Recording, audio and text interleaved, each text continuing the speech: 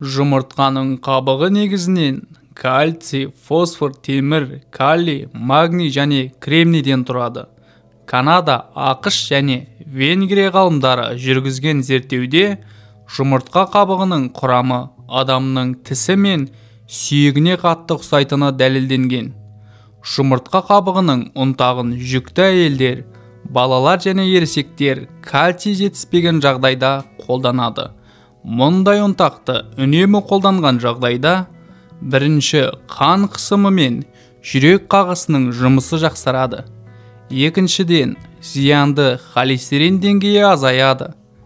Үшіншіден, зат алмасу процесі қалпына келеді. Төртіншіден, қалқанша без ауруының алдын алады. Бесіншіден, гастрит жазылады. Алтыншыдан, қан тазарады. Жетіншіден, балалардағы рахит пен анемияның алдын алады.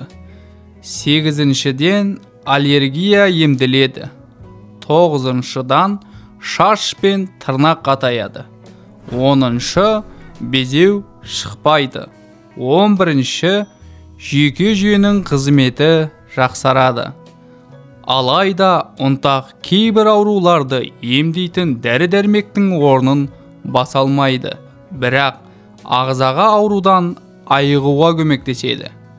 Мамандардың айтуынша, жұмыртқа қабығының ұнтағын әзірлеуде тек үй тауықтарының жұмыртқасын пайдаланған жөн. Жұмыртқадан ұнтақ әзірлеу тәсілі: жұмыртқаны ішіндегісінен тазартып, жұқа пленкасын алып тастау керек. Қабықты жуып 5 минуттай қайнатады. 5-6 сағат кептіріп, майдалау қажет.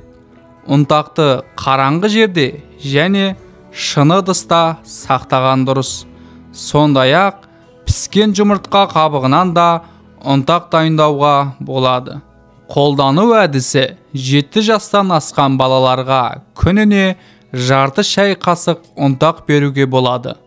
Ал 14 жастан жоғары және ересектер күніне 1-2 шай қасық мөлшерінде қабылдау керек.